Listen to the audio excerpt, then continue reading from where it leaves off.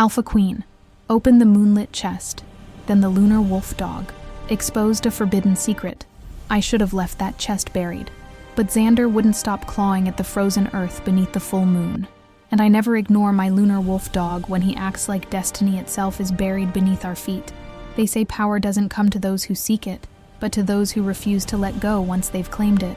I've spent 5 years proving that truth every single day since I took the throne of Brandenburg. 5 years of men twice my age questioning every decision I make. 5 years of watching their eyes slide past me in council meetings, as if I'm still the clever political strategist who manipulated her way into the crown, not the Alpha Queen who earned every inch of it with blood, sweat, and calculations that would make Machiavelli himself bow in respect. Tonight was no different. The torches in the Great Hall cast dancing shadows across stone walls that had witnessed 1,000 years of rulers, and not one of them had been a woman until me. Lord Heinrich stood before my throne with that particular expression he gets when he thinks he's about to catch me in a mistake. The territorial dispute between the northern clans had been escalating for months, and he'd clearly expected me to defer to the Council of Elder Alphas, to ask for their guidance, to show weakness.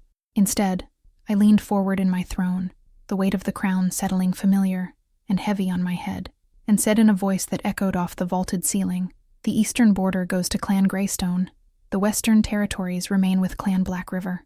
Any alpha who questions this division will answer to me personally, and I promise you, gentlemen, that is not a conversation you want to have." The silence that followed tasted like victory, sweet, sharp, mine.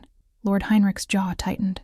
"Your Majesty, the ancestral claims are irrelevant when weighed against current resources and strategic positioning." I cut him off, my voice dropping to something dangerous and quiet.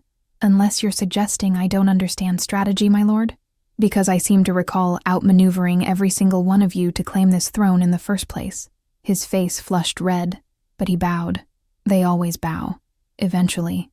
As the council dispersed, Lady Margery, my one truly loyal advisor, approached with that look in her eyes, the one that said she was about to bring up the subject I least wanted to discuss. "Your Majesty, the other alphas are asking again about heirs, about your mate bond. It's been 5 years, and I will address it when I'm ready," I said, perhaps more sharply than I intended. I didn't fight this hard to secure my throne just to hand my power over to some destined mate the moon goddess supposedly chose for me. I choose my own destiny, Margery. That's the whole point. She nodded, but I could see the worry in her eyes. We both knew what it meant to be an alpha queen without a mate bond at 32. The whispers, the speculation, the assumption that something must be wrong with me if the moon goddess hadn't sent my fated one. Let them whisper. I had a kingdom to run. That's when Xander appeared at the edge of the hall, his massive form ghosting between the stone pillars like smoke given shape. My lunar wolf dog, a creature of legend that had chosen me the night I claimed the throne, appearing from the Spreewald forest, as if summoned by my ambition itself. His fur shimmered silver-white in the torchlight, and his eyes, ancient and knowing, fixed on mine with an intensity that made my breath catch. He padded forward and began scratching at my boots, his claws clicking against the leather, a low whine building in his throat. Not distress, urgency. Something had his attention, and it wasn't the usual threats I dealt with daily. "What is it, boy?" I murmured, reaching down to touch his head. The moment my fingers made contact with his fur, a jolt of something electric, something other, shot through my palm. Images flashed behind my eyes, moonlight on dark water, ancient runes glowing silver, earth being torn away to reveal something that pulsed with power older than the stones beneath my feet. I pulled my hand back, heart racing. Xander rarely showed me visions, and when he did, it meant something significant was about to happen, something that would change everything. I should have ignored it, should have gone to my chambers, drunk warm spiced wine, and fallen asleep surrounded by maps and treaties like I did every other night. But I've never been good at ignoring destiny when it comes scratching at my door, even when I claim not to believe in it. So I followed. The forest of Spreewald in winter is a place of ancient, sleeping magic. The trees here predate the city of Berlin itself, their roots sunk so deep into the earth, they tap into something primal and wild.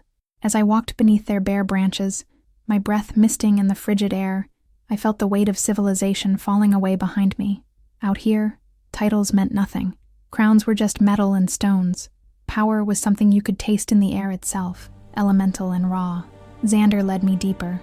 away from the castle paths I knew, into sections of the forest where even the bravest hunters hesitated to venture. The smell hit me first, earth, rich and dark and damp, as if the ground itself was exhaling. Then came the scent of ancient moss, the kind that only grows on stones untouched by human hands for centuries. The cold bit through my fur-lined cloak, sharp and merciless, finding every gap in my defenses. Fog rolled through the trees like something alive, curling around gnarled oak trunks that had witnessed empires rise and fall. My boots crunched through frost-hardened leaves and snow that glittered like crushed diamonds in the moonlight. The full moon hung overhead, huge and luminous, turning the world silver and shadow. It was the kind of night where magic felt possible, where the veil between what is and what could be grew thin as gossamer. Xander stopped in a clearing I'd never seen before, though I thought I knew every inch of these woods.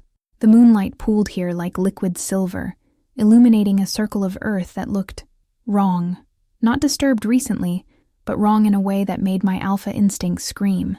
The ground was slightly sunken, as if something beneath it had been compressed under immense weight for a very, very long time. Xander began to dig.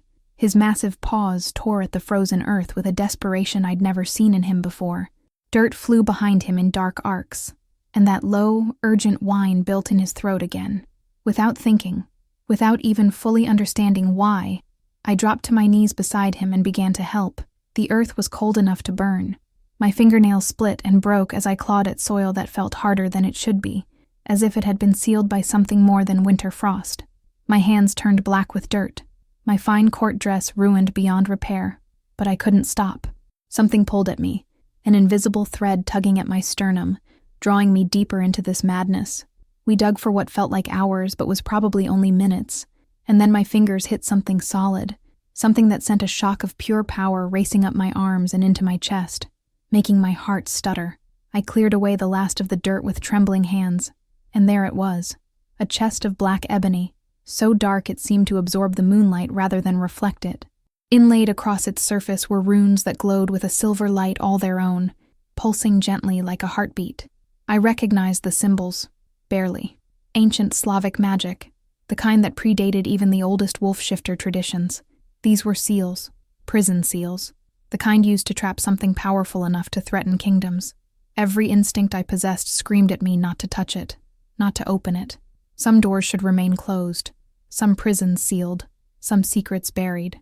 But my hand was already reaching out, drawn by that same invisible thread, by a compulsion I couldn't name or resist. The moment my fingers brushed the surface of the chest, the runes flared brilliant white-hot. I gasped, jerking my hand back, but not before they burned their patterns into my fingertips, pain searing through me like lightning. The smell of scorched flesh hit my nostrils, mixing with something else, cedar and storm and power so ancient it made my teeth ache. The chest began to open on its own. The lid lifted with a sound like 1,000 whispers, and silver light exploded outward, so bright I had to shield my eyes. Xander leaped back with a howl that echoed through the forest, his fur standing on end. The light coalesced, swirling like smoke given form. And then there was a man. He materialized from the silver mist as if reality itself was painting him into existence.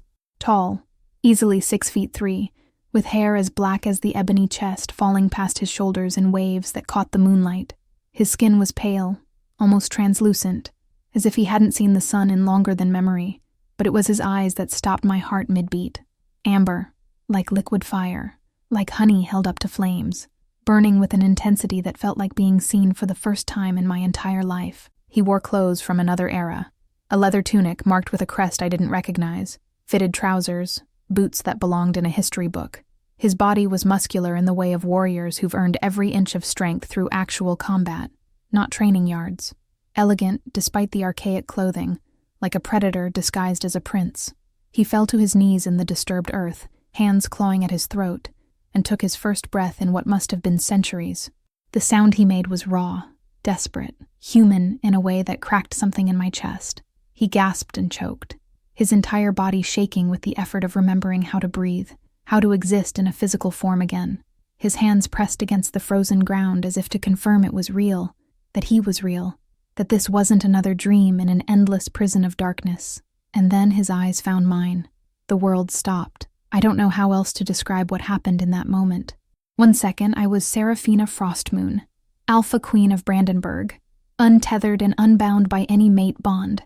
The next second, something inside my chest cracked wide open, and I felt him pour in like sunlight through a broken window. Heat bloomed behind my sternum, spreading through my veins like wildfire. His scent hit me with the force of a physical blow, cedar and thunderstorms and something wild and eternal that made every nerve ending in my body light up at once. It was as if someone had taken a hook, driven it through the center of my being, and attached the other end to him. The pull was magnetic, gravitational, impossible to resist or ignore. This was what the others had described. The mate bond. The destiny I'd spent 5 years claiming didn't matter, and I felt it snapping into place like the final piece of a puzzle I hadn't known I was assembling my entire life. His hand went to his chest, right over his heart, and his eyes widened with the same shock, the same recognition. He felt it too, the bond crackling to life between us like lightning jumping from cloud to cloud, electric and inevitable. "No," I whispered, though I wasn't sure if I was talking to him, to myself, or to the moon goddess who'd apparently decided now, after 5 years of silence, was the perfect time to hand me my fated mate. He stared at me for a long moment, his breathing slowly evening out, his eyes never leaving mine. Then he spoke, and his voice was rough with disuse, speaking German in an accent so old I almost didn't understand him. The words came from a time before Berlin existed, before Brandenburg was more than scattered tribes and ancient forest. "What year?" he rasped. "How long?" I understood him. Whether it was the mate bond translating or some magic left over from the chest, I don't know, but his meaning was crystal clear. 1567, I managed, my own voice surprisingly steady despite the chaos in my chest. "What year did you think it was?" His eyes closed, his jaw clenching so hard I could see the muscle jump. "I was imprisoned in 567, 1,000 years ago." The words came out like broken glass, sharp and painful. "My cousin, she was a witch. She wanted the throne of Brandenburg." He opened his eyes again, and they were full of ancient grief and rage, and something else I couldn't name. "She turned me into a guardian of my own kingdom, trapped me in that chest with genie magic, bound me to wait for the one who—" He trailed off, his gaze raking over me with new understanding, with recognition that went deeper than just the mate bond. "The prophecy," he breathed. "It said that only the one destined to rule in my place could free me. Only she who governs with a moon's heart and a wolf's claw." His eyes found Xander, who'd stopped howling but remained tense, ready to protect me. "The lunar wolf, it brought you here." I processed his words, my mind working through the implications even as my body screamed at me to close the distance between us, to touch him, to confirm that he was real. "You're saying you're the Prince of Brandenburg?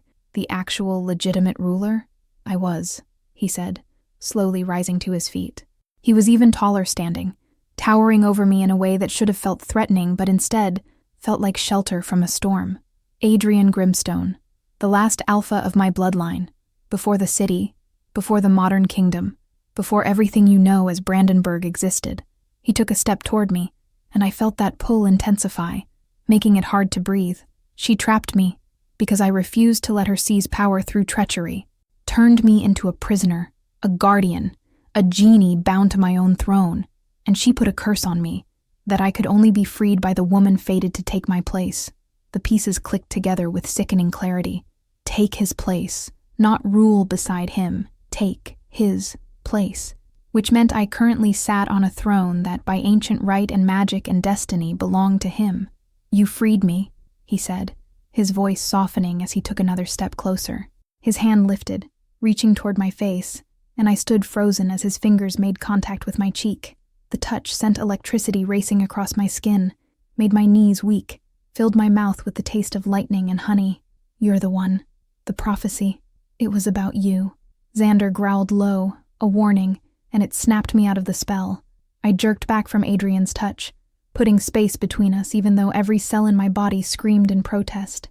My hand went to the hilt of the dagger at my belt, ceremonial but still sharp enough to make a point. "I'm not the one anything," I said, and my voice came out harder than I intended. "Good. I needed hard right now. Needed armor. I'm Seraphina Frostmoon, Alpha Queen of Brandenburg. Not Luna.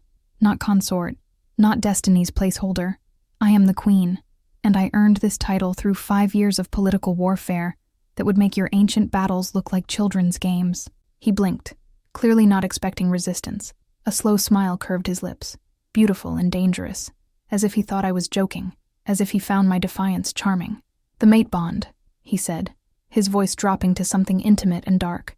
"You feel it. I know you do. The moon goddess chose us for each other. This is destiny, meant to be, written in the stars." "I don't care what's written in the stars." I cut him off. "I write my own story. And right now, what I feel is cold, exhausted, and in desperate need of answers before I make any decisions about destiny or thrones or whatever prophecy you think you're part of."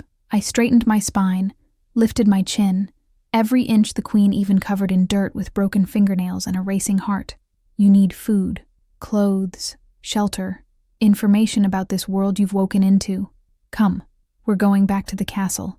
I turned on my heel and started walking before he could argue, before I could change my mind, before the bond could weaken my resolve. Xander fell into step beside me, still tense, still protective. Behind me, I heard Adrian's footsteps following, felt his gaze on my back like a physical touch, and heard the confusion in his voice when he called after me. "You're really just going to walk away? From this? From us?" I didn't turn around. Couldn't. Because if I looked at him again, if I saw those amber eyes and felt that pull one more time, I might do something stupid, something that would cost me everything I'd fought for. "I'm not walking away," I called back. "I'm walking forward. There's a difference.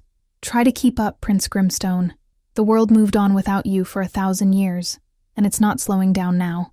As we walked through the forest, the castle's distant torches coming into view through the trees, I could feel his eyes burning into my back, could feel the mate bond stretching between us like a golden thread, humming with possibility and danger in equal measure, and a certainty settled into my bones, cold and unavoidable as winter itself. I had just freed the only man in the world who had a legitimate claim to my throne, the only man who could take everything I'd built, everything I'd become, everything I'd sacrificed to achieve, by ancient law, by prophecy, by magic older than memory. He had the right to demand his crown back, and the mate bond, this destiny I'd never asked for, would make it so much harder to fight him when he did. Worse than all of that, worse than the political implications, or the magical complications, or the threat to my power, was the truth burning in my chest like a brand. Part of me wanted to let him take it. Part of me wanted to fall into that bond, to surrender to destiny, to finally stop fighting and just let go.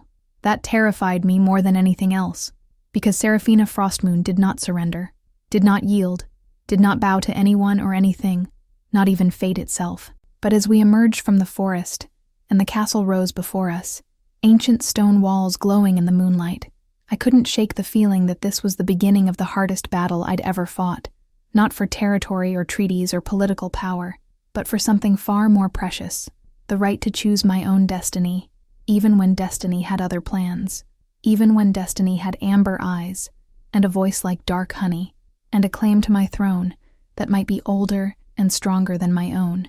Even when every step away from him felt like tearing myself in half. 3 days. That's all it took for my court to discover who Adrian Grimstone really was.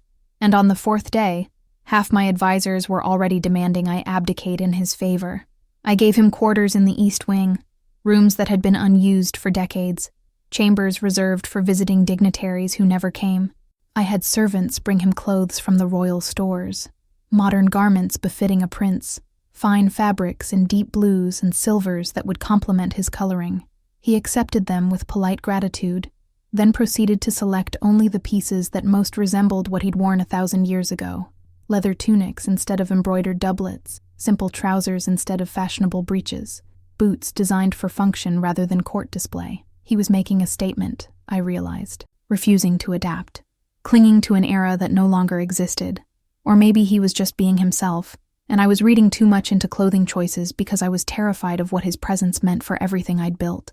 I tried to keep my distance those first few days, tried to focus on the 100 tasks that demanded a queen's attention, trade agreements, border disputes, the eternal dance of court politics. But I found myself acutely aware of where he was at all times, as if the mate bond had installed some kind of tracking system in my chest that pinged every time he moved through my castle. My castle, not his. Mine. Except it wasn't, was it? Not really. I watched him from a gallery overlooking the main corridor on the second day, hidden in shadow while he walked below. He moved through the halls like he owned them, his steps sure and confident, his hand trailing along the stone walls with a familiarity that made my stomach clench with something that felt horribly like jealousy. "This corridor," he said to the servant escorting him, his voice carrying up to where I stood, "led to the war room. We would gather here before dawn when scouts brought news of Saxon raiders from the east." He paused at a window, looking out over the courtyard. That courtyard was smaller then, just an inner bailey for training. The outer walls are new. Well, new to me. 500 years, perhaps? 600, my lord, the servant said nervously. The outer fortifications were added during the third expansion. Adrian nodded, his hand flat against the stone as if he could feel the history seeping through. And this castle was built over the ruins of my fortress. I can feel it. The foundations are still there, beneath all this grandeur. My great hall lies under your kitchens. My tower, where I was betrayed. He looked up, following the line of the architecture. It would have been approximately where the Queen's private chambers are now. The tower where he was betrayed is now my bedroom. The symbolism was so heavy-handed I almost laughed. Almost. If it didn't feel like the universe was actively mocking me, I shouldn't have resented it. The castle had been built and rebuilt a dozen times over a millennium. These stones had belonged to hundreds of rulers before me, but watching him touch walls I considered mine, speak about rooms I'd made my own as if he still held some claim to them, filled me with a possessiveness so fierce it scared me. This is my castle, my throne, my kingdom. The mate bond pulsed in my chest, disagreeing, insisting that what was mine was also his, that sharing wasn't losing, that destiny had plans I couldn't fight. I hated it. Hated the bond. Hated destiny. Hated the way my body responded every time he was near. The pull had only gotten stronger since that first night. Now just being in the same wing of the castle made my skin feel too tight, made my heart race, filled my mouth with the phantom taste of cedar and storms. I couldn't eat, could barely sleep. Every nerve ending felt hypersensitive, aware, waiting. On the third night, unable to stand the restlessness anymore, I went to the library. It was well past midnight, the castle silent, except for the distant footsteps of guards on their rounds. The library was my sanctuary, the one place I could be alone with my thoughts and the accumulated wisdom of centuries. I'd spent countless nights here during my rise to power, reading treatises on governance and strategy by candlelight, teaching myself everything the noble-born had learned from childhood tutors. I thought I'd be alone. Adrian was there, standing by the shelves that held the oldest books, running his fingers along spines with the reverence of someone greeting old friends. He'd clearly had the same idea I had, seeking solace in words and solitude. He wore just a loose white shirt and dark trousers, his feet bare, his hair loose around his shoulders. He looked vulnerable in a way he hadn't before, almost mortal, and I almost turned around and left. But he'd already sensed me. The bond, probably. Or just alpha awareness. He turned, and our eyes met across 20 feet of candlelit space, and I felt that pull snap taut between us like a rope drawn suddenly tight. "Couldn't sleep?" he asked, his voice soft in the hushed quiet. "Seems to be a common problem tonight," I replied, moving further into the room because leaving would have felt like retreat, like weakness. I selected a book at random from a nearby shelf, something about agricultural reform, and pretended to study it. He watched me for a moment, then said, "You've done well with the kingdom. Brandenburg is thriving in ways it never did in my time. The city, the trade routes, the alliances. You're a remarkable queen, Serafina." The compliment should have pleased me. Instead, it felt like a knife sliding between my ribs, because remarkable queen wasn't the same as rightful queen, wasn't the same as legitimate ruler. It was the kind of praise you gave to someone who'd exceeded expectations, who'd done well despite not being the real thing. "Thank you," I said, my voice cooler than I intended. "I worked hard for it. I can see that." He moved closer, and I had to force myself not to step back, not to give ground. "Tell me how you did it, how a woman with no bloodline claim managed to take the throne of Brandenburg." There was no judgment in his voice, just genuine curiosity. But the question itself implied that my claim was somehow less valid than a bloodline would be, that I was an aberration, an exception, a woman who'd gotten lucky rather than a queen who'd earned her crown. I snapped the book shut. I was an advisor to the previous Alpha King. He was old, weak, indecisive. The kingdom was bleeding territory to our neighbors, hemorrhaging wealth to corrupt nobles, losing respect from every pack within 100 miles. I saw what needed to be done, and I did it. I brokered the alliance with the eastern clans. I negotiated the trade agreements that tripled our income. I identified and eliminated the nobles who were embezzling from the treasury. And then you took the throne, Adrian said. Not quite a question. And then the king died. I corrected. Natural causes. He was 83. He had no heir, no mate, no designated successor. The council was going to tear itself apart fighting over succession. Civil war was 3 days away. So I called a council meeting, laid out exactly what I'd accomplished, and told them they could either accept me as their alpha queen or watch everything I'd built collapse around their ears. And they accepted? Eventually. I smiled without humor. After I challenged and defeated the 3 strongest alphas who opposed me. Not to the death, just to submission. Nothing says legitimate ruler quite like putting your doubters on their knees in front of the entire court. Adrian's eyes had darkened with something I couldn't quite read. Respect, maybe? Or concern. You fought 3 alpha males? Alone? I'm stronger than I look, I said flatly, and smarter than they expected. I used their arrogance against them, made them overconfident, then took them apart piece by piece. It wasn't pretty, and it wasn't easy, but it worked. That's what matters. Results. Not bloodlines or destiny or whatever ancient prophecies say about who should sit on a throne.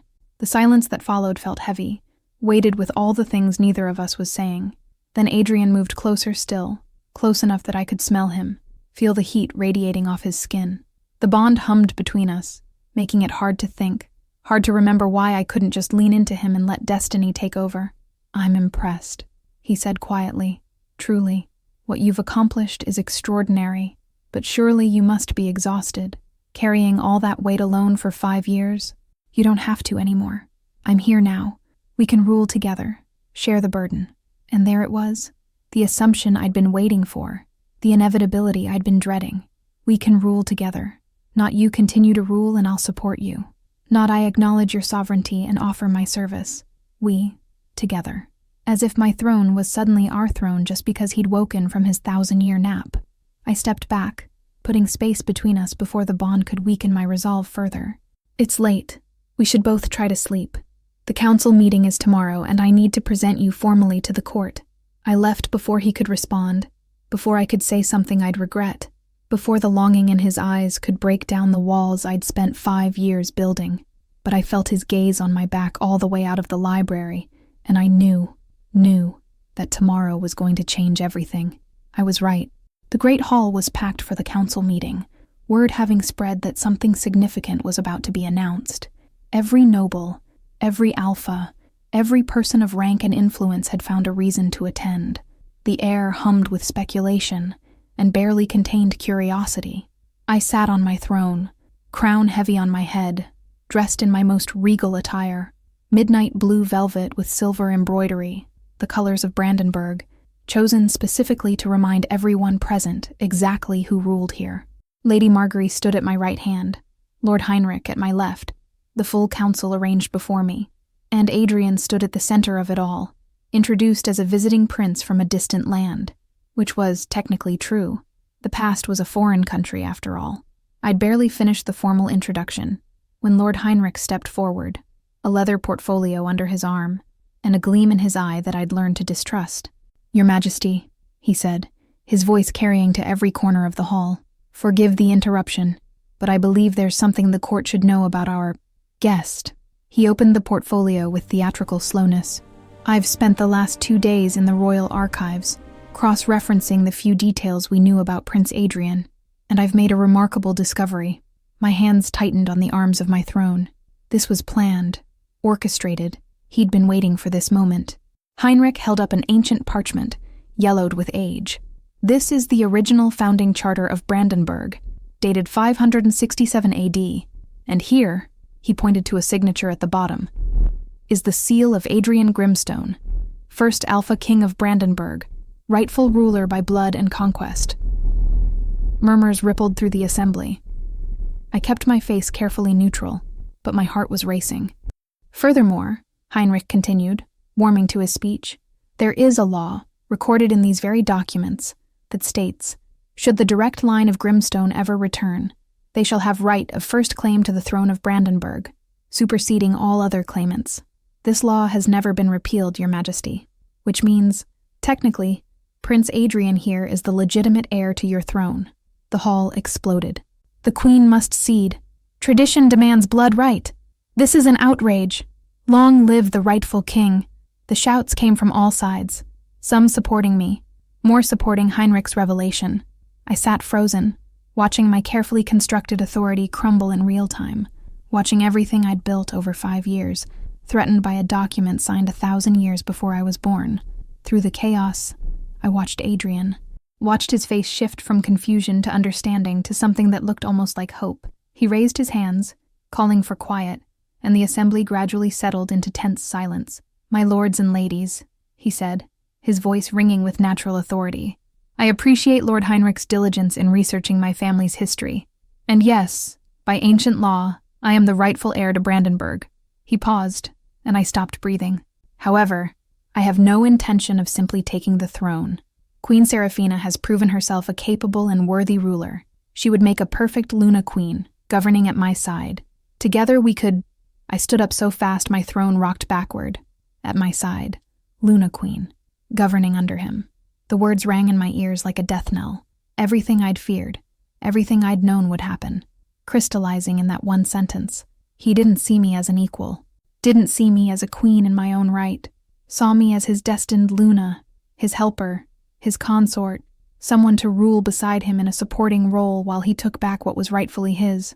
"This session is concluded," I said, my voice cutting through the renewed murmurs. "The matter is not resolved. Prince Adrian is a guest, not a governing authority. Nothing changes until I say it changes."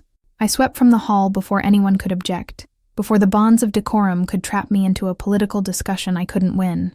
Behind me, I heard the explosion of voices, everyone with an opinion, everyone suddenly an expert on ancient succession law. I made it to my private solar before the tears of rage came, hot and furious, spilling down my cheeks.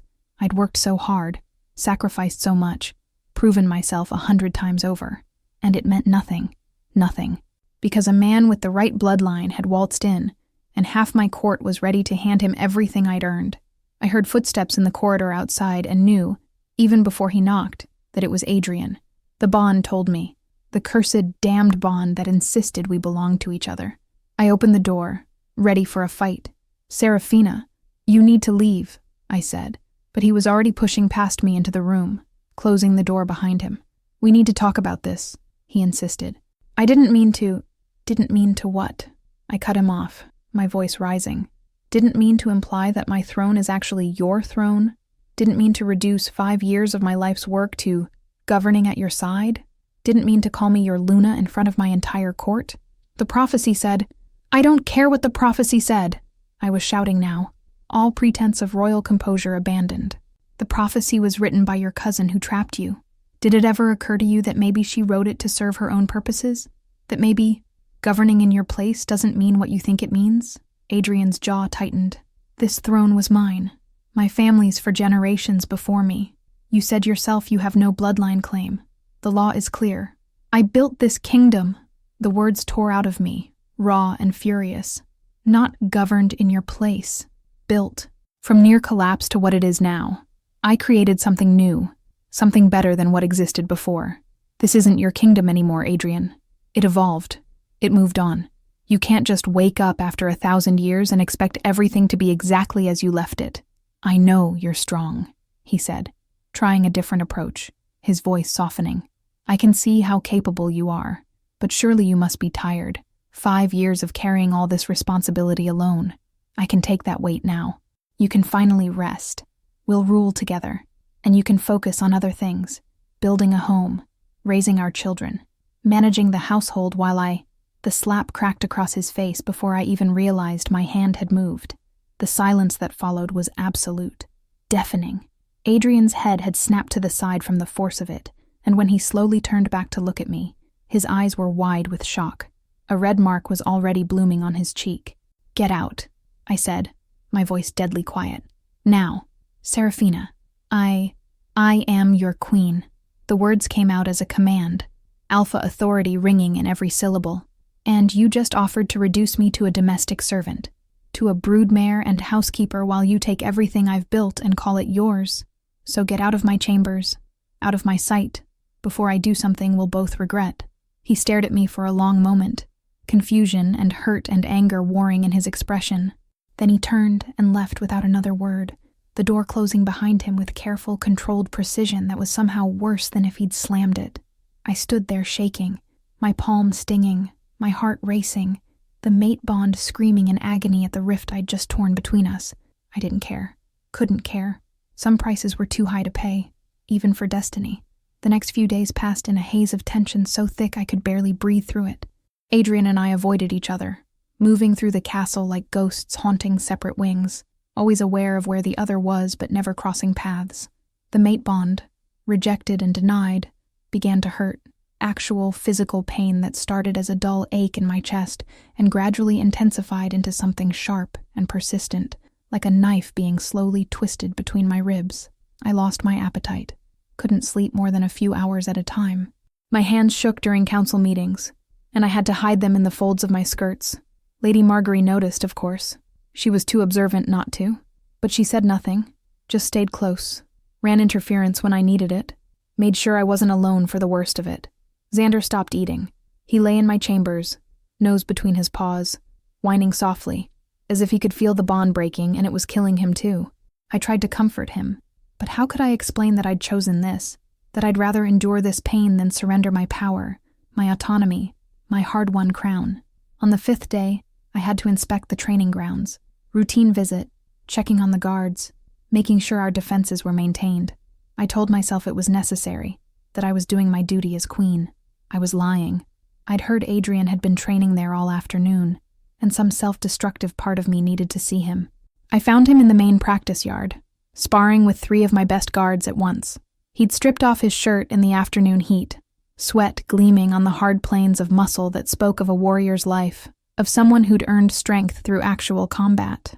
His hair was tied back, and he moved with a grace that was almost hypnotic, fluid and deadly, and beautiful in a way that made my mouth go dry.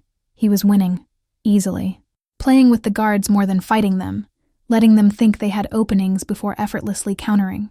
1,000 years of muscle memory hadn't faded, apparently. I stood in the shadow of the armory, hidden from view, and watched, just watched.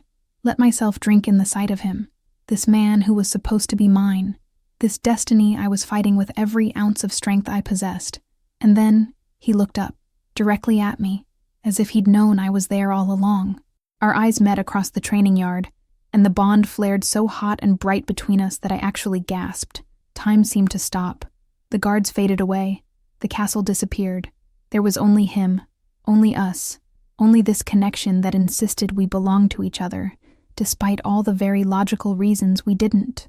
I turned and fled, practically ran back to my chambers, my heart pounding, that pain in my chest intensifying until I thought I might collapse from it. That night, very late, there was a knock on my door. I knew who it was. The bond knew. Every cell in my body knew. I should have ignored it, should have sent him away, should have held firm to the boundaries I'd set, the walls I'd built, the principles I'd defended. I opened the door. Adrian stood there in the dim corridor, his eyes dark and desperate and full of the same pain I felt. Neither of us spoke. Speaking would have meant thinking, and thinking would have meant stopping, and neither of us could bear to stop. He stepped inside. I closed the door, and then we were on each other like drowning people finding air, all hunger and desperation, and a need so profound it bordered on violence.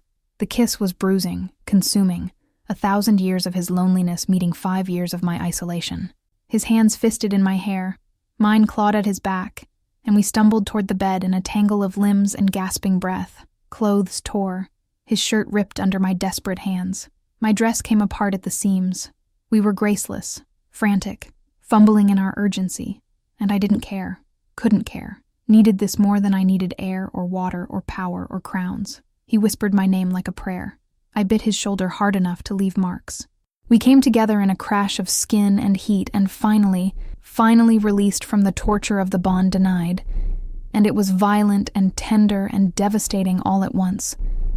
Afterward, we lay tangled in my sheets, our breathing slowly evening out, sweat cooling on overheated skin. His arm was around me, my head on his shoulder, and for just a moment, one perfect, fragile moment, I let myself believe this could work, that we could find a way, that love and power weren't mutually exclusive. Then his hand started stroking my hair, gentle and possessive, and he murmured into the darkness, "See, this is how it's supposed to be. We're perfect together. You'll make such a beautiful queen, Serafina. The perfect Luna for me. We'll have strong children, fierce sons, and clever daughters, and I'll teach them to rule while you—" I went rigid in his arms. While I what? My voice came out flat, dead. He didn't hear the danger in my tone, didn't notice me pulling away, just kept talking, his voice warm and content, and utterly oblivious. "While you tend to the home, raise them well, you won't have to worry about the burden of ruling anymore. I can handle the political matters, the council sessions, the territorial disputes. Now that I'm here, you can finally rest, focus on being a mother, a wife. Let me carry the weight of the crown. It's the natural order after all. I'm the alpha, the rightful king, and you're my Luna, my destined mate. You'll be honored, protected, cherished. Get out." The words came out quiet, but they cut through his speech like a blade through silk. He lifted his head, confused. "What?" I sat up, pulling the sheet around myself, suddenly feeling exposed in a way that had nothing to do with physical nakedness. Get out of my bed, out of my chambers, out of my castle. "Serafina, what? Do you hear yourself?" I was shaking now, rage and betrayal and bone-deep hurt warring in my chest. "You just reduced everything I am to breeding stock and household management. Natural order. Rightful king. My Luna. Do you have any idea how insulting that is? How completely you just dismissed every accomplishment, every sacrifice, every single thing I've built?" He sat up too, defensive now. "I didn't mean it that way. I'm trying to honor the mate bond, to give you what you need." "What I need?" I laughed, a harsh, broken sound. "You think I need to be rescued from my own throne? You think I need a man to come take over my responsibilities because being queen is just too hard for poor little me? That's not what I said. It's exactly what you said." I was on my feet now, still wrapped in the sheet, pacing like a caged animal. "You don't see me as an equal, Adrian. You see me as your destiny, your mate, your Luna, but not as a ruler in my own right. Not as someone who might actually be better at this than you, who might have earned the right to stay on this throne through merit, rather than bloodline. The throne was mine," he shot back, standing as well, all traces of tenderness gone. "By birthright, by law, by ancient tradition. The prophecy said I'd govern in your place. Maybe that doesn't mean what you think it means. Maybe it means I replaced you. Maybe it means the world moved on and found something better than your outdated idea of how kingdoms should be run." We stood there, naked and furious and devastated, the mate bond shrieking between us, demanding we fix this, demanding we surrender, demanding we choose love over pride. But I'd spent too many years building my strength to surrender it now, not even for destiny. "Get dressed," I said, my voice cold, "and get out. You have until morning to leave Brandenburg." "You can't be serious. I'm your queen. Watch me." I turned my back on him, a dismissal so absolute it was its own kind of violence. I heard him grab his clothes, heard the rustle of fabric as he dressed, heard him pause at the door, waiting for me to change my mind, to call him back, to choose the bond over everything else. I didn't, couldn't, wouldn't. The door closed behind him with a soft click that might as well have been a cannon blast. I stood there until I heard his footsteps fade down the corridor.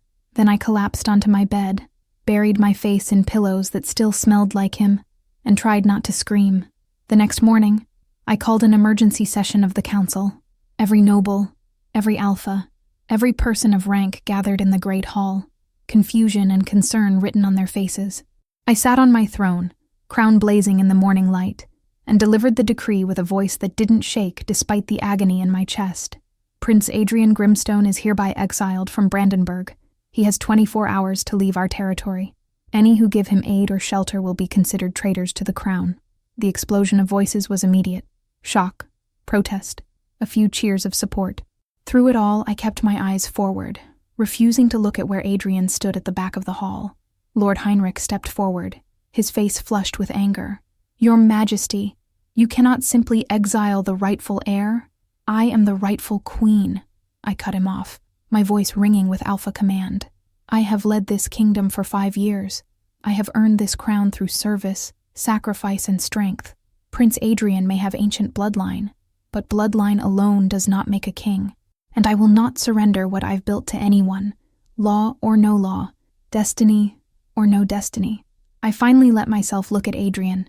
He stood frozen, his face white with shock, his eyes locked on mine with an expression of hurt and betrayal and confusion so deep it was like a knife to my heart. You have 2 choices, Prince Grimstone, I said, and I kept my voice steady through sheer force of will. Accept that I am the sovereign of Brandenburg and swear fealty to my rule, or leave my kingdom. Choose. The hall had gone silent. Everyone waited, barely breathing, for his response.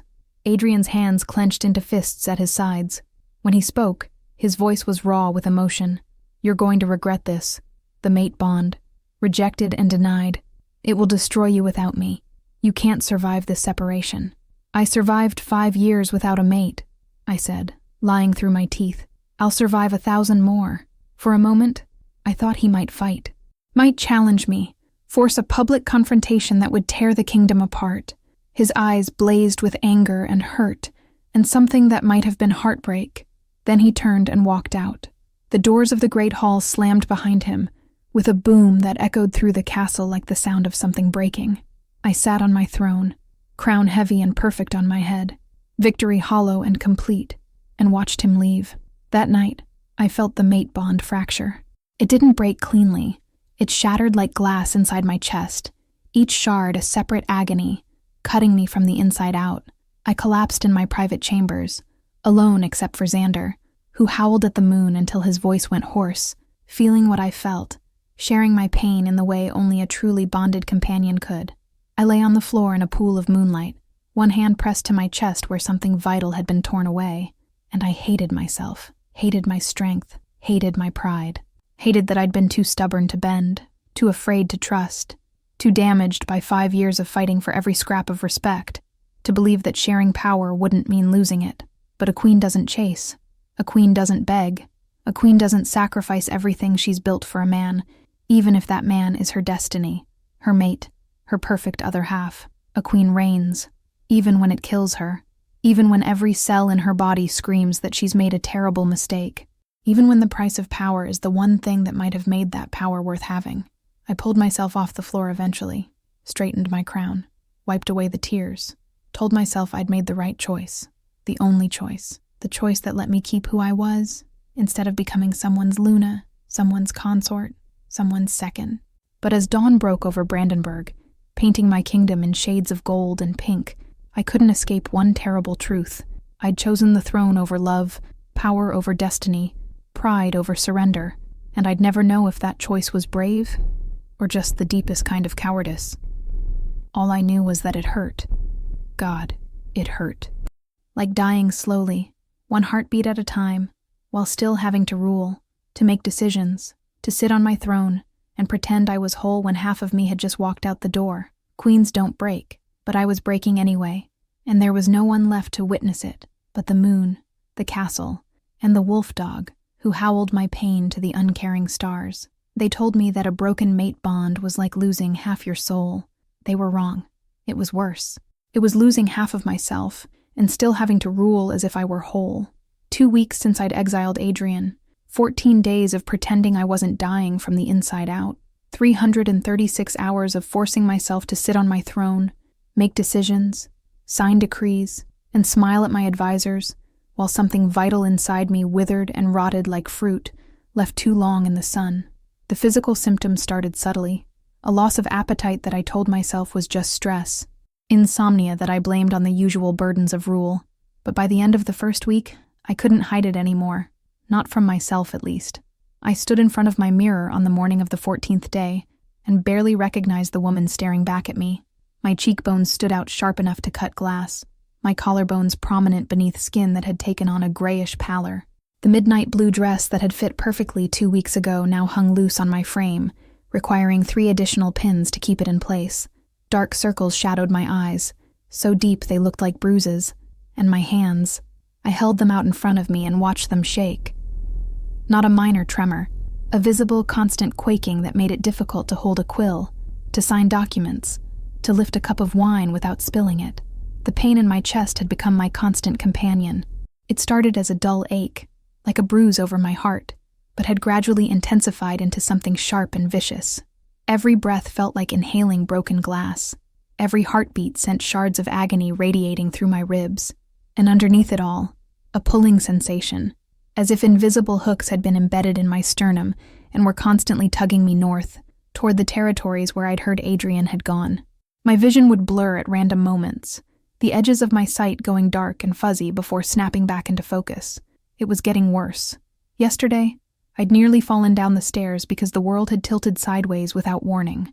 I was dying, slowly, painfully, dying from the inside out because I'd rejected my destined mate, because I'd chosen power over love, because I'd been too proud and too afraid to surrender even an inch of the sovereignty I'd fought so hard to claim. And the worst part? I'd do it again, would make the same choice, would rather die as a queen than live as someone's Luna, someone's secondary, someone's beautiful accessory. Even if it killed me, especially if it killed me, at least I'd die as myself. Your Majesty? I turned from the mirror to find Xander lying at the foot of my bed, his massive head resting on his paws, his silver-white fur dull and lifeless. He hadn't eaten in days, refused every meal the servants brought, just as I did. His eyes, usually bright and knowing, had taken on the same hollow quality as mine. He was dying too. My loyal companion, my mystical wolf dog who'd chosen me the night I claimed the throne, was fading because I was fading, because the bond we shared meant he felt my pain, my deterioration, my slow collapse into nothing. "I'm sorry," I whispered to him, kneeling beside the bed to stroke his head. "I'm so sorry for doing this to you." He whined softly, pressing his nose against my palm, and I felt his forgiveness, his understanding, his unwavering loyalty even unto death. I might have cried then, if I'd had any tears left, but I'd wept them all out already, alone in the darkness, where no one could see their queen break. The council meeting that morning was torture. Lord Heinrich droned on about tax revenue from the eastern provinces, and I tried to focus, tried to care about numbers and percentages and economic projections, but the words kept sliding away from me, meaningless sounds that wouldn't stick in my brain. The room kept tilting, righting itself, tilting again. "Your Majesty, do you concur with the proposed adjustments to the world went black. I felt myself falling, heard the gasps of shock from around the council table, felt strong hands catching me before I hit the stone floor. When my vision cleared, seconds later, minutes? I couldn't tell. I was being carried from the room by 2 guards, Lady Marguerite's worried face swimming into focus above me. "Clear the room," she was ordering, her voice sharp with authority. "The Queen is unwell. We'll reconvene tomorrow." They brought me to my chambers, laid me on my bed, left me alone with Marguerite, who closed the door with a firm click and turned to face me with an expression I'd never seen on her before. Pure, unadulterated fury. "You're dying," she said flatly. "The rejected mate bond is killing you, and you're letting it happen. For what? Your pride? Your precious throne?" I pushed myself up to sitting, though the effort made my vision swim again. "I'm fine, just tired. The stress of, don't you dare lie to me." Marguerite crossed the room in 3 strides and grabbed my face, forcing me to look at her. "I've served you for 5 years, watched you build this kingdom from near collapse into something magnificent, defended your right to rule against every noble who questioned it. But I will not stand here and watch you commit slow suicide because you're too stubborn to admit you need him." "I don't need anyone," I said, but my voice came out weak, thready, unconvincing even to my own ears. "Then you'll die." Marguerite released me, stepped back, her eyes hard. "The mate bond, rejected and denied for this long. The healers say you have weeks at most, maybe days. Your body is shutting down, Serafina. Cell by cell, system by system. You're dying. And for what? So you can keep a crown you won't be alive to wear?" I wanted to argue, wanted to defend my choice, my principles, my refusal to surrender what I'd built, but the words wouldn't come, because she was right. I could feel it in my bones, in my blood, in the way my heart struggled to beat against the pain in my chest. I was dying. "Then I die," I finally said, and meant it. "But I die as a queen, as myself, not as someone's Luna, not as a consolation prize for a man who couldn't see me as an equal." Marguerite stared at me for a long moment, her expression cycling through anger and frustration, and something that might have been grief. Then she sighed, defeated. "Then at least die on your feet, Your Majesty. Don't let them see you weak. Don't give them the satisfaction." She left, closing the door softly behind her, and I was alone with Xander and my slow death and the empty space where half my soul used to be. The news came 3 days later. Adrian hadn't left Brandenburg. Instead, he'd ridden north to the oldest territories, the lands where the ancient clans still remembered the Grimstone name, still told stories of the first Alpha King around their fires, and they were listening, rallying, pledging their loyalty to the legitimate heir, the rightful ruler. The king returned from legend. Civil war. The threat of it hung over my kingdom like a storm cloud, dark and pregnant with violence. Some of my advisors urged me to negotiate, to find a compromise, to share power before it was too late, before blood was shed, before Brandenburg tore itself apart over succession. I refused, not because I wanted war, but because negotiating from weakness was surrender by another name, and I'd sworn I would never surrender, even if it meant war, even if it meant my death. I forced myself out of bed, forced myself to dress in riding clothes, to strap weapons to my belt, to pin my crown firmly on my head even though the weight of it made my neck ache. I had to be seen, had to show strength, had to ride to the wavering villages on the northern border and remind them exactly who had led Brandenburg through 5 years of prosperity, who had tripled their income and secured their borders and given them peace. The ride nearly killed me. Every jolt of the horse sent fresh spikes of pain through my chest. Every breath felt like drowning. My hands shook so badly I could barely hold the reins, and twice I nearly fell from the saddle when vertigo struck without warning. But I made it. Rode into the border village of Eisenholz as the sun set, my crown catching the last rays of light, my back straight despite the agony it cost me. The villagers gathered in the square, their faces uncertain, their eyes sliding away from mine. These were people who'd supported me, who'd benefited from my rule. But doubt had crept in like poison, whispering that maybe ancient bloodlines mattered more than modern success. I dismounted, carefully, so they wouldn't see how weak I was, and climbed onto the stone platform in the center of the square. Xander remained at the horse's side, too exhausted to follow, his head hanging low. "I know you've heard the rumors," I said, and my voice carried across the square, still strong even when my body wasn't, that Prince Adrian Grimstone has returned, that he has claimed to the throne by ancient law, that tradition demands I step aside for him. I paused, let the silence stretch. "I've heard those rumors too, and I'm here to tell you why they don't matter." Murmurs rippled through the crowd. I raised a hand for silence. 5 years ago, this kingdom was bleeding, losing territory, losing wealth, losing respect. Your children went hungry because corrupt nobles stole from the treasury. Your borders were undefended because our military was underfunded and poorly led. Your voices went unheard because the king was too old and too weak to care. My eyes swept the crowd, meeting as many gazes as I could. I changed that. Not Prince Adrian, not some ancient bloodline. Me, through intelligence, through strategy, through sheer determination to make Brandenburg something worth being proud of. A few heads nodded, a few faces softened, but the doubt remained. Prince Adrian slept in a box for 1,000 years, I continued, letting steel creep into my voice. I fought for every inch of this kingdom. I bled for it. I sacrificed for it. I earned my crown through service, not just by being born with the right name. I lifted my chin, let them see the queen I'd become. I will not hand my throne to a ghost from the past, just because tradition says I should. I will not surrender what I built to someone who thinks bloodline matters more than results. And I will not abandon you, any of you, to a ruler who believes power is inherited rather than earned.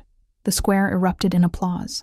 Not all of them, but enough. Enough to matter, to make a difference, to show that my 5 years of rule had meant something. But I saw the others, the ones who didn't clap, the ones whose eyes remained full of doubt, the ones who would side with Adrian if it came to war.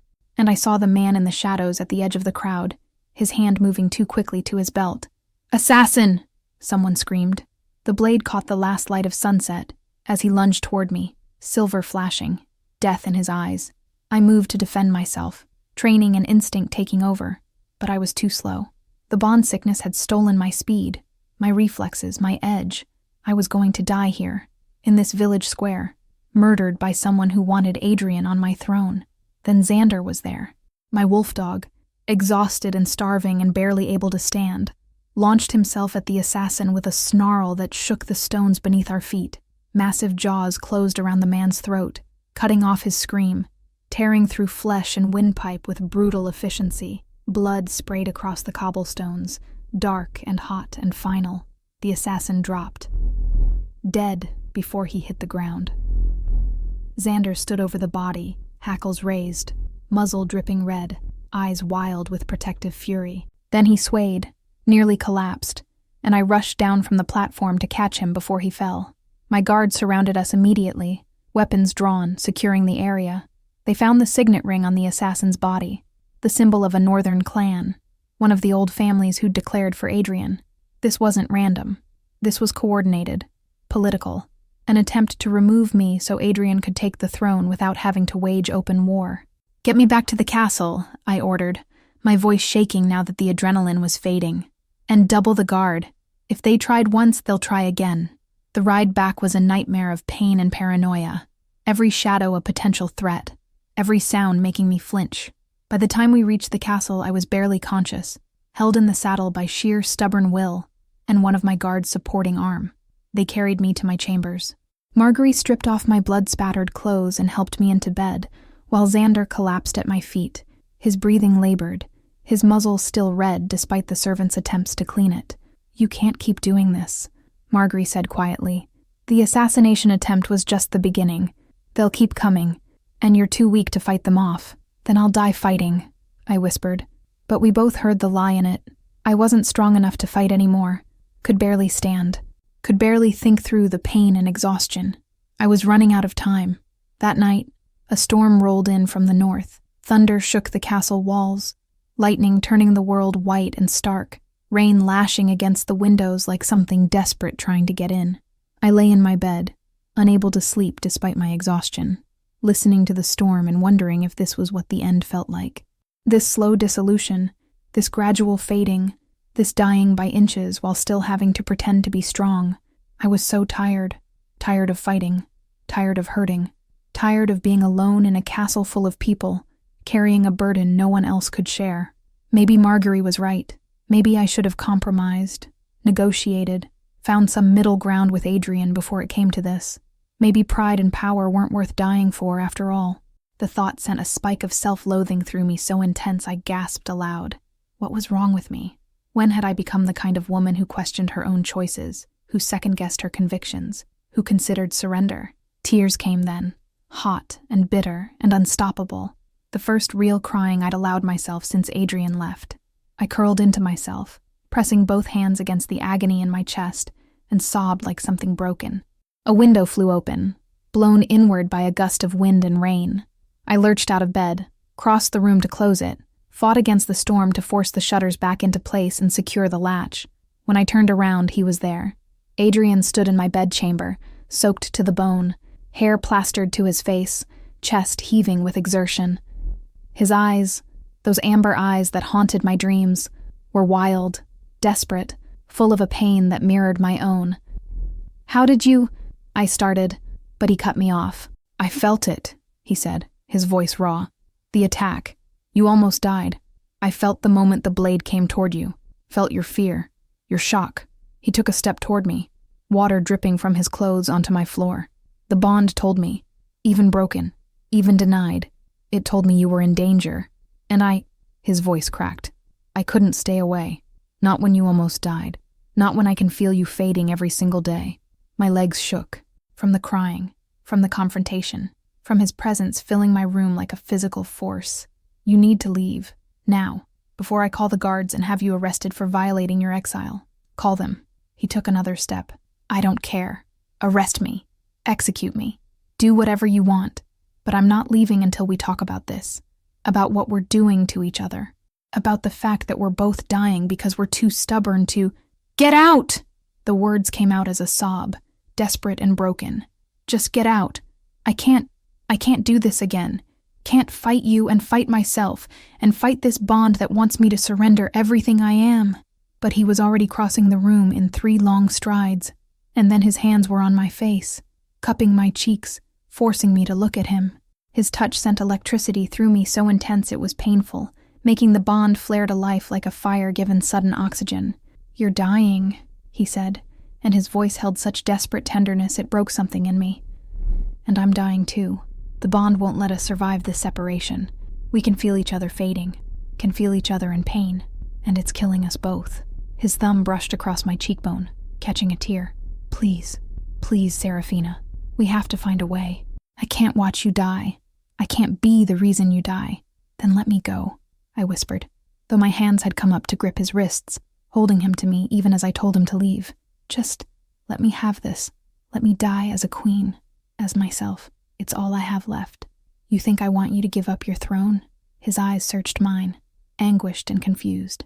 "You think that's what I want? For you to surrender everything you've built?" "Yes." I tried to pull away, but he held me fast. "That's exactly what you want. You said it yourself. Luna Queen, ruling at your side, bearing your heirs while you take over everything I created. You want me to step back, to be secondary to—" I was wrong. The words exploded out of him with such force I stopped struggling, stopped breathing, just stared at him while rain continued to lash against the windows and thunder rumbled overhead. "I was wrong," he repeated, quieter now, but no less intense. "About all of it. About what the prophecy meant. About what I expected. About what you should be." His hands trembled against my face. "I spent the last 2 weeks in exile, and you know what I did? I researched, went back to the old archives, the ancient texts, the original prophecy that my cousin wrote before she imprisoned me, and I found something." "What?" The word came out barely a whisper. He released my face long enough to pull a rolled parchment from inside his soaked jacket, unrolled it with shaking hands, read in a voice thick with emotion. "The imprisoned shall be freed by she who governs with a moon's heart and a wolf's claw. She will not reign in his place. She will reign beside or above, as the balance chooses. Power shared or power lost. This is the choice of the destined ones." I stared at the words, at the prophecy I'd never fully heard, processing what they actually meant. "Not in your place," I breathed. "Beside or above." "The prophecy never said I should rule alone," Adrian said, and I could hear the wonder in his voice mixed with the bitterness. "Never said you were meant to be my Luna, my consort, my secondary. It said you'd reign beside me, as an equal, or above me if that's what the balance required." He let the parchment roll back up. 1,000 years of prison left me trapped in more ways than one, trapped in old ideas, old assumptions, old beliefs about what power should look like, about who should hold it, about what roles men and women should play. He looked at me with something like despair. I assumed freeing me meant returning my throne, but maybe it just meant, maybe you were supposed to show me that the world had evolved, that power had evolved, that everything I thought I knew about ruling was outdated, insufficient, wrong. Then what are you saying? I couldn't let myself hope, couldn't let myself believe he might actually understand. "What do you want from me?" "I want—" He stopped, started again. "I don't know. I don't know how to serve a queen. Don't know how to be a co-ruler instead of the ruler. Don't know how to set aside 1,000 years of conditioning that tells me I should lead and you should follow." His hands found my face again, and this time his touch was gentle, reverent. "But I'm trying to learn, because without you, that throne isn't worth having. Without you, this kingdom means nothing. Without you, I'm just a ghost from a dead era, irrelevant and obsolete." Something in my chest, something that had been tight and closed and guarded for so long, began to loosen. "You'd really accept my rule?" I asked, needing to hear it again, needing to be sure. "Not as your Luna, as your queen, possibly above you, as the prophecy suggests?" "I would try," he said honestly. "I can't promise I'll be perfect at it. Can't promise I won't struggle with my pride, my instincts, my 1,000-year-old ideas about how things should be. But I want to try. For you. For us. For—" The alarm bells began to ring. We both froze, the moment shattering as the sound of invasion echoed through the castle. Shouts from the corridors, the clash of steel on steel, the thud of boots running toward us. "The castle's under attack," I breathed, and adrenaline flooded my system, temporarily overriding the pain. Adrian was already moving toward the door, but I grabbed his arm. "Wait. We go together. We fight together. If this is rebellion, if this is civil war, then we end it together or not at all." He looked at me, and something passed between us. An understanding, an alliance, a choice. "Together," he agreed. We burst from my chambers into chaos. The castle guards were fighting a force of rebels who'd somehow breached the walls. Northern clansmen, old family retainers, men who'd declared for Adrian or against me or just for change. And at their head, directing the assault with the cold efficiency of someone who'd planned this very carefully, was Lord Heinrich. "Traitor," I hissed, and fury gave me strength I shouldn't have had. Heinrich saw me and smiled, cruel and triumphant. "Not a traitor, Your Majesty. A patriot. Brandenburg deserves a true king, not a pretender queen and her exiled lover. My son will take the throne that you've defiled with your presence." So this was never about Adrian, never about restoring the Grimstone line or honoring ancient prophecy. This was about Heinrich seizing power for himself, using the confusion and division to install his own bloodline on my throne. "Over my dead body," I snarled. "That can be arranged," Heinrich replied, and signaled his men forward.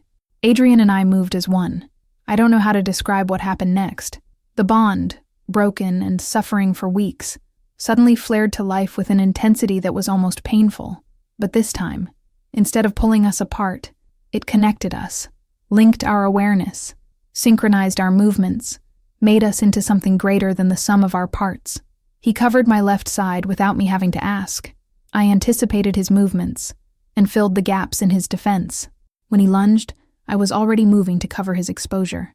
When I struck, he was there to capitalize on the opening. We flowed around each other like water, like dancers who'd practiced this routine 1,000 times, like two halves of a whole finally reunited. Xander joined the fight with a howl that shook the stones, his exhaustion forgotten in the fury of battle. He was magnificent, a silver blur of teeth and claws and protective rage, taking down rebels who thought they could threaten his queen. But there were too many. Even working together, even with the bond amplifying our abilities, we were being pushed back. Heinrich's forces were well-trained, well-armed, and they kept coming. I felt my strength starting to fail. The weeks of starvation and bond sickness had taken their toll. My movements grew slower, sloppier. I missed a parry, and a blade sliced across my ribs. Not deep, but enough to hurt, enough to make me stumble. Adrian roared, a sound of pure fury, and redoubled his efforts. But he couldn't be everywhere at once, couldn't protect me and fight his own battles and hold back the tide of rebellion all alone.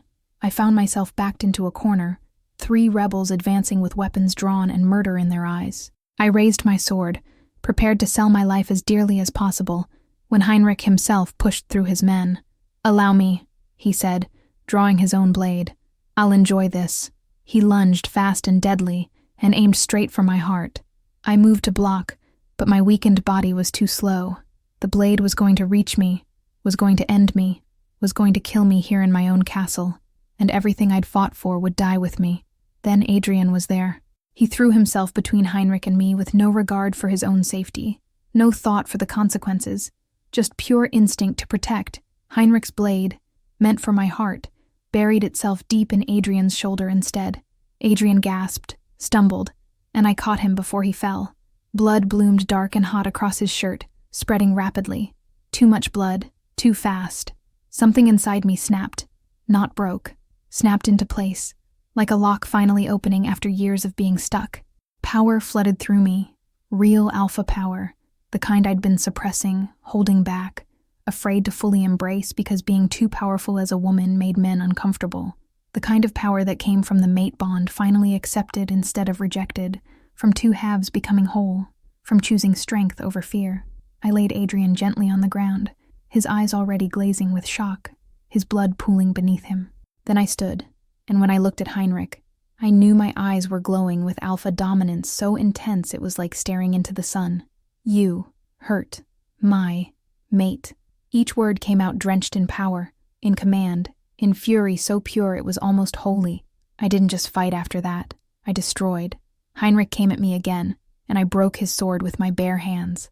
Rebels tried to surround me, and I threw them aside like children's toys. Someone stabbed at me from behind, and I caught the blade in midair and snapped it like kindling. The mate bond sang through me, amplifying everything, making me faster, stronger, more deadly than I'd ever been. This was what it meant to be Alpha Queen with a mate bond accepted. This was what I'd been denying myself by refusing to let Adrian in. By being too afraid that loving him meant losing myself, I wasn't diminished by the bond.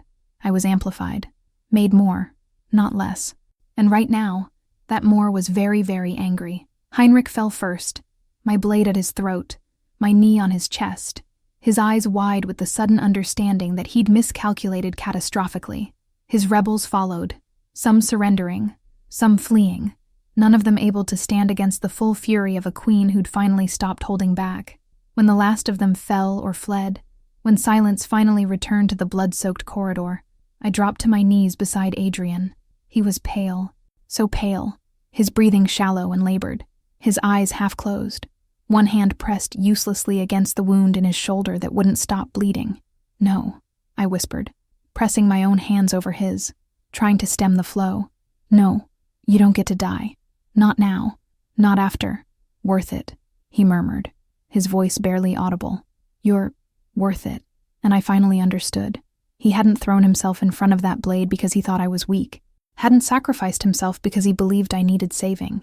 He'd done it because he'd finally realized what I'd been trying to tell him all along, that I was strong enough to protect my own throne, strong enough to rule alone if I had to, strong enough to be queen without anyone's permission or support. He'd protected me not because I was fragile, but because I was precious. Not because I couldn't defend myself, but because he couldn't bear to lose me. Not because he wanted to diminish my power, but because he'd finally understood that my power was the most valuable thing in his world. He'd chosen me over his pride, over his throne, over his life, and in doing so, he'd finally proven he understood what it meant to stand beside a queen. "Healers!" I screamed, my voice raw with desperation. "Healers, now!" Marguerite was there, appearing from somewhere with the castle physician, both of them moving Adrian with careful efficiency.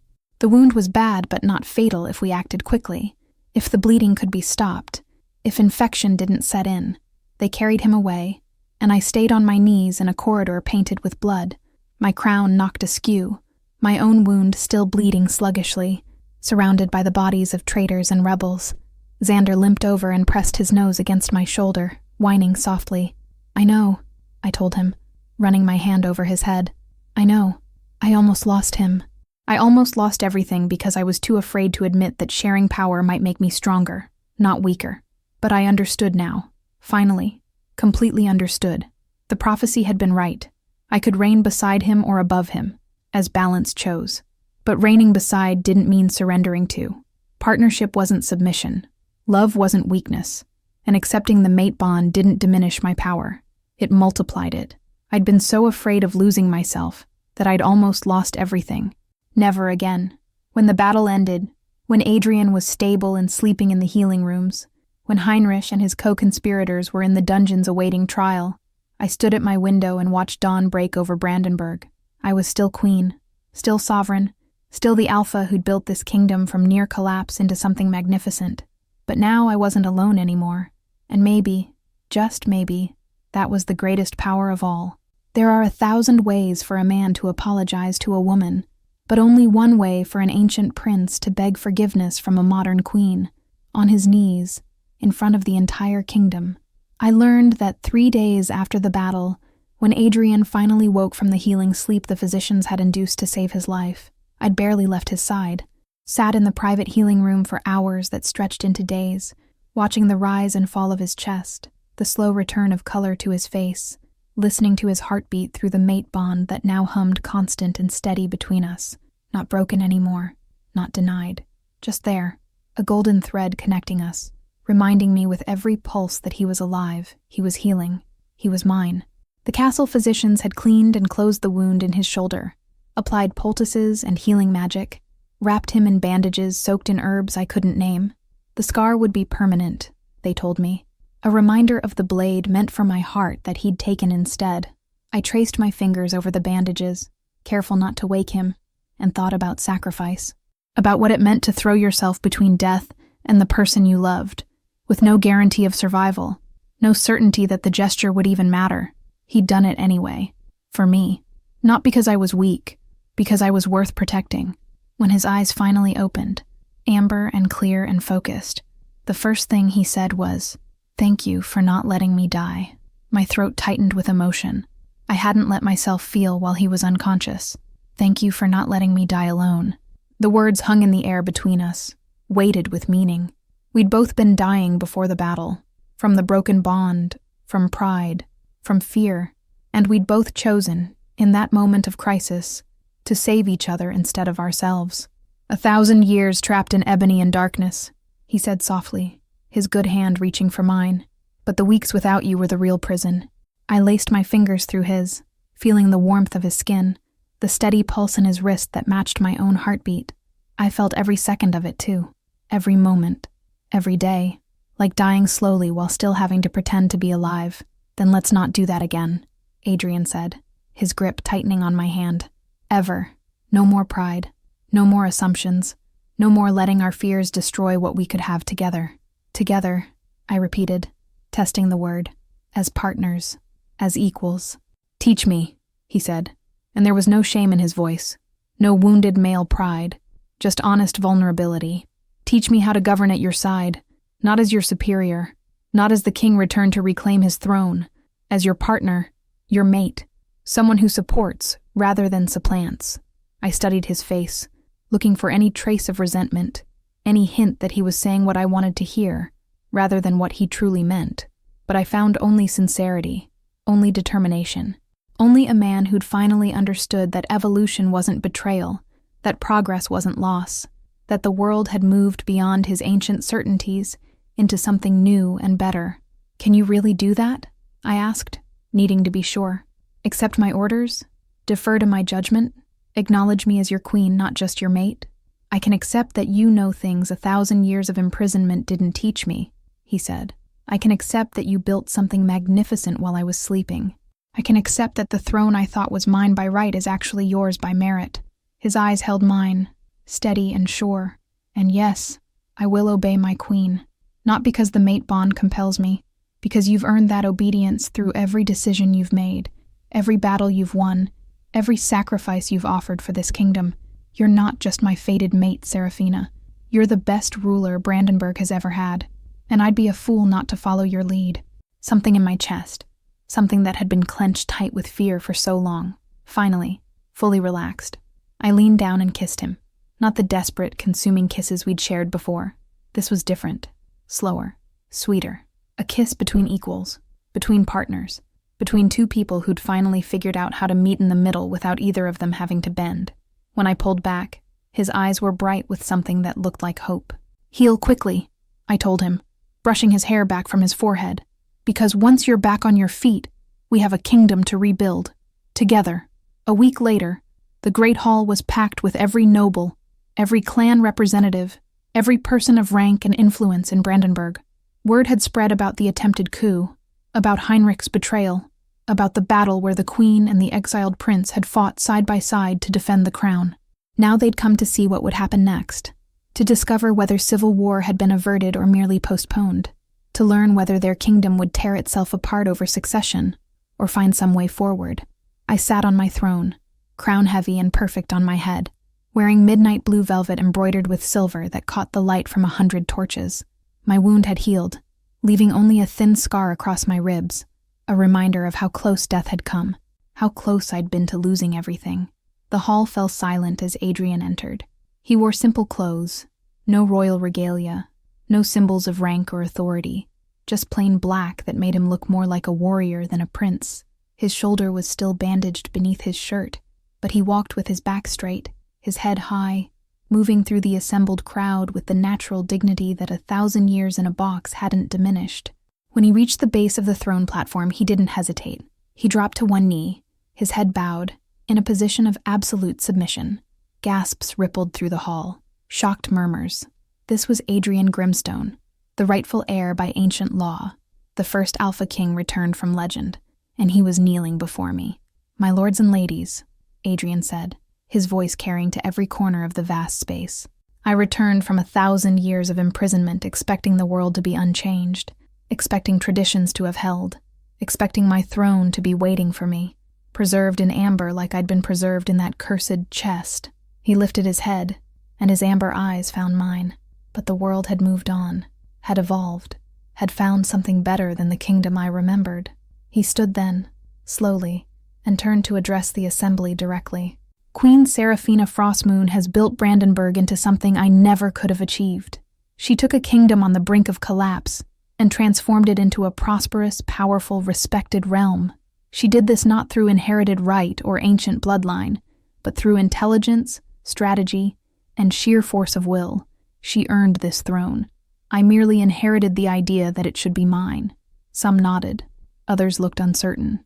A few, the old families, the traditionalists, looked openly disapproving. Adrian continued, his voice growing stronger. I was arrogant, presumptuous. I assumed that destiny and prophecy meant I had the right to rule, that my return would automatically restore the natural order. But I was wrong. Rights aren't inherited. They're earned. And no one has earned the right to rule Brandenburg more than the woman sitting on that throne. He turned back to me, and this time when he knelt, it was different. Not submission. Offering. Choice. Seraphina Frostmoon, you are my queen. Not because destiny said so. Not because the mate bond binds us. But because you deserve it. Because you've proven yourself worthy of that crown 1,000 times over. His voice dropped, became intimate despite the crowd. I ask your permission to serve at your side. Not as king, not as ruler, but as your warrior, your counselor, your mate. If you'll still have me after everything I said, everything I assumed, everything I got wrong. Silence filled the hall. Absolute, breathless, everyone waiting for my response. I stood from my throne, slowly, deliberately, letting the moment stretch, and descended the steps until I stood before him. Looked down at this man who'd finally understood what I'd been trying to tell him from the beginning. Rise, Adrian Grimstone, I said, my voice ringing with alpha authority. No mate of mine kneels. We stand side by side, or we don't stand at all. I offered him my hand. He took it, and I pulled him to his feet. We stood there, eye to eye, equal in height, if not in title, and something passed between us, an understanding, an agreement, a choice we were both making freely, without coercion or destiny or prophecy forcing our hands. Then I turned to face my council, still holding Adrian's hand. My lords and ladies, I propose a solution to the question of succession and sovereignty, a compromise that honors both tradition and progress, both ancient right and earned merit. I took a breath, feeling the weight of history in this moment. Dual sovereignty. I will remain Alpha Queen of Brandenburg, primary ruler, final authority, sovereign in all matters of state. Adrian Grimstone will become Prince Consort and commander of our military forces. We will govern together, but in times of crisis or conflict, my word will be final and binding. Murmurs erupted, some excited, some concerned. I raised my free hand for silence. This arrangement acknowledges Prince Adrian's bloodline and his right to serve Brandenburg, while also affirming that leadership is earned, not simply inherited. It creates a partnership between old and new, between tradition and evolution. I looked at Adrian. If he accepts these terms. Adrian didn't hesitate. I accept. Gladly. I came here expecting to rule. But I've learned something more valuable. That serving a queen who governs better than I ever could is an honor, not a humiliation. I will learn from her, support her, obey her. Not because I must, but because she's earned that obedience 1,000 times over. The reaction was mixed. The younger nobles, the newer families, those who'd risen under my rule, they cheered. The old blood families, the traditionalists, those who valued lineage over merit, they looked uncomfortable, uncertain, disapproving. But the loudest voice, the most important one, came from neither group. Xander, who'd been lying at the base of my throne throughout the ceremony, suddenly stood, stretched, walked over to where Adrian and I stood together, and sat down between us with his tail wagging, his eyes bright and healthy for the first time in weeks. And then he started eating from the bowl of meat one of the servants had brought him earlier, tore into it with enthusiasm, with appetite, with the vigor of a mystical companion who knew, who could sense through whatever magic bound us together, that harmony had finally been restored. Laughter rippled through the hall. Even some of the disapproving nobles cracked smiles. Because if the lunar wolf dog approved, if the mystical creature who'd chosen me as worthy of the throne now accepted Adrian as well, then maybe this could work. Maybe this strange new arrangement could succeed. The matter is settled, I declared. Prepare for a bonding ceremony in 3 days' time. Not a traditional mating ritual, but something new, something that reflects the partnership we're creating. 3 days later, the castle's temple was filled with representatives from every pack, every clan, every territory under Brandenburg's rule. But this time, the atmosphere was different, celebratory rather than tense, curious rather than hostile. The priestess of the moon goddess, ancient, silver-haired, eyes that had seen a century of rulers rise and fall, stood before the altar with an expression that might have been amusement. "Never in all my years," she said as Adrian and I approached, "have I performed a dual marking ceremony. Traditionally, the Alpha marks the Luna, claims her, binds her to him." She looked between us. "But you two aren't traditional, are you?" "No," I said firmly. "We're not." "Good," the priestess replied, a smile tugging at her lips. "Tradition is what got Brandenburg into trouble in the first place. Perhaps it's time for evolution." The ceremony was simple, but profound. No elaborate rituals. No outdated customs about submission and dominance. Just the priestess blessing our union as we stood before the altar, hands clasped, eyes locked on each other. "Do you, Adrian Grimstone, accept Seraphina Frostmoon as your equal, your partner, your mate, not to possess, but to walk beside?" "I do," Adrian said, his voice steady and sure. "Do you, Seraphina Frostmoon, accept Adrian Grimstone as your equal, your partner, your mate, not to serve, but to stand with?" "I do," I replied, meaning it with every fiber of my being. "Then mark each other, simultaneously, in perfect balance, as the moon goddess intended when she created mate bonds, not as chains, but as connections, not as cages, but as wings." We moved together. His mouth found the curve where my neck met my shoulder, and mine found the same place on him.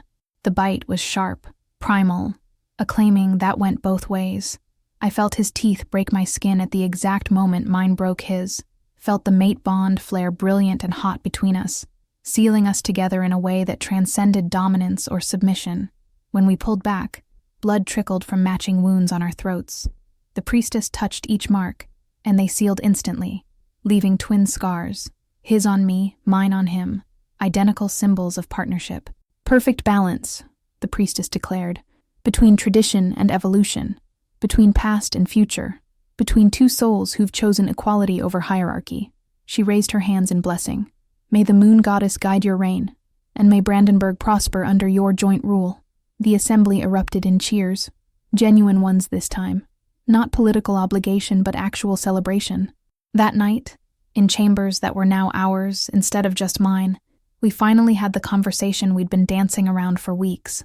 Adrian sat on the edge of the bed, still in his ceremonial clothes, looking uncertain in a way I'd never seen before, vulnerable, almost afraid. "What if I'm not enough?" he asked quietly. "What if I can't be the partner you need? You're so complete on your own, so capable, so—" I crossed the room and placed a finger on his lips, silencing him. "I don't need you to rule," I said honestly. "I proved that over 5 years alone, but I choose you to love. That's different, better, because it's not about necessity or destiny or filling some gap in my life. It's about wanting to share what I've built with someone who understands the weight of a crown, who knows what sacrifice looks like, who will stand with me rather than behind or in front of me. I'm still learning," he admitted, "still unlearning 1,000 years of conditioning. Still struggling with instincts that tell me I should lead when I know you should." "Then keep learning," I said, beginning to unlace his shirt. "Keep unlearning. Keep struggling. As long as you keep choosing us, keep choosing partnership, keep choosing to grow instead of clinging to what you were, I'll meet you halfway." The barriers between us fell away then. The last walls, the final defenses, the lingering fears that loving him meant losing myself. His hands found the fastenings of my ceremonial dress. "May I?" he asked, and the asking was everything. The acknowledgement that my body was mine, that intimacy was a gift I gave rather than a duty I owed. "Yes," I breathed, and helped him with the complicated fastenings. We came together slowly this time. No desperation, no urgency, no 1,000 years of loneliness, or 5 years of isolation driving us. Just two people choosing each other, over and over, with every touch and kiss and whispered word. He asked permission before every escalation. I led us through the dance, and he followed without ego or wounded pride.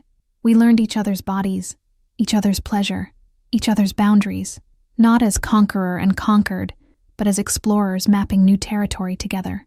When we finally joined, when I welcomed him into my body, as he welcomed me into his heart, it felt like coming home. Like finding the missing piece I hadn't known I'd been searching for. Like finally being complete. The mate marks on our throats pulsed in perfect synchronization as we moved together, two halves of a whole, equal in every way that mattered. Afterward, we lay tangled in sheets that smelled like us, like our combined scent, cedar and storms and something new that was uniquely ours.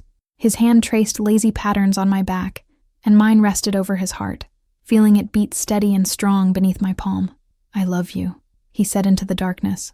"Not because you're my fated mate, because of who you are, what you've built, how you refuse to bend even when the whole world tells you to." "I love you," I replied. "Not because destiny chose you for me, because you finally learned that standing beside a queen is the greatest honor a man can claim." We fell asleep like that, wrapped around each other, the mate bond humming contentedly between us, Xander snoring softly at the foot of the bed. Dawn came too soon, as it always does. Adrian woke me with gentle kisses, and we dressed in comfortable silence, both of us aware that today marked a new beginning, the first day of our joint rule, the first time we'd govern as partners rather than rivals. He led me to the tower, the highest point in the castle, where you could see all of Brandenburg spread out below like a kingdom made of light and shadow. We stood at the parapet, his arms around me from behind, our hands intertwined on the cold stone, and watched the sun paint our kingdom in shades of gold and rose. 1,000 years, Adrian murmured against my ear. I waited 1,000 years to return to my throne, and when I finally did, I discovered it wasn't mine anymore. It didn't need to be. I turned in his embrace, looking up at him. "You finally understand?" "I understand that power isn't something you take," he said, his amber eyes warm in the morning light. "It's something you divide, share, multiply by giving it away to someone worthy. And love," he brushed his thumb across my cheek. "Love isn't something you impose or demand. It's something you choose, every day, every moment. Every time you decide that this person, this partnership, matters more than pride or tradition or what you thought you wanted." I kissed him then, deep and slow and claiming, tasting the dawn and the promise of everything we'd built together. When we finally pulled apart, it was time. Together, we descended from the tower and made our way to the throne room. The council was already assembled, waiting to see how this new arrangement would actually function in practice. The doors opened, and we entered side by side. Not him ahead, leading. Not me ahead, dominant. Side by side, as equals. The council stood, bowing to both of us, some deeper to me, some equally to both. The politics of it would take time to settle, but the important thing was that they bowed, they acknowledged, they accepted. I took my place on the main throne, larger, more ornate, positioned slightly forward. The queen's throne, my throne. Adrian sat on the throne beside it, smaller but still regal, positioned slightly back. The prince consort's throne, his throne. The symbolism was clear to everyone present. I ruled, he supported. We governed together, but the final authority remained with me. Xander walked to the space between our thrones and lay down, his massive body forming a bridge between us, his eyes watchful, guardian of both, protector of our partnership. "First order of business," I said, my voice carrying through the hall with alpha authority. "We have a new law to propose." I nodded to Lady Marguerite, who stepped forward with a scroll. "A law," I continued, "protecting Omegas from forced marriages, from political unions arranged without their consent, from being treated as property rather than people with agency and choice." I looked around the room, daring anyone to object. "Brandenburg will be the first kingdom in the northern territories to legally recognize that all shifters, Alpha, Beta, and Omega, have the right to choose their own mates, their own paths, their own destinies." Murmurs of surprise. Some approval, some concern about how this would affect traditional alliances. "I support this law," Adrian said, his voice firm, "and I will enforce it as commander of our military. Any family that attempts to force an unwilling Omega into marriage will answer to the crown." The combination of my authority and his military backing made the message clear. This wasn't a suggestion. This was law. I signed the decree with a flourish, my signature bold across the bottom of the parchment. Then I handed the quill to Adrian. He signed beneath mine, not as co-ruler, but as witness, as supporter. as the military commander who would ensure my law was followed. The order of signatures made the power structure explicit, but it also made something else clear. We were a team. I led, he supported, and together we were stronger than either of us could have been alone. As the council began discussing implementation details, I felt Adrian's hand find mine between our thrones, a private touch, hidden from view, just for us. I squeezed back, and the mate bond hummed with contentment. This was what partnership looked like, what equality felt like, what love could be when both people chose to build something together rather than tearing each other apart in a battle for dominance. The moonlit chest of Brandenburg had held a prince trapped for 1,000 years, but when I opened it, I freed something far greater than a man. I freed the possibility that queens don't need to reign alone to be powerful. They just need to choose partners who understand that standing beside a queen, not ahead, not behind, but beside, is the greatest conquest of all. I looked at Adrian, at his hand in mine, at the way he sat in his throne with pride but not arrogance, with strength but not dominance, heard his oath still echoing in these ancient stones, promising service rather than seizure, partnership rather than possession, and I knew, with absolute certainty, I hadn't lost my throne by loving him. I'd gained an entire kingdom, not because he gave it to me, it was already mine, but because having someone to share it with, someone who understood the weight of a crown and the cost of power, someone who chose to amplify my reign rather than diminish it, that was worth more than 1,000 thrones. That was the real treasure hidden in that moonlit chest all along.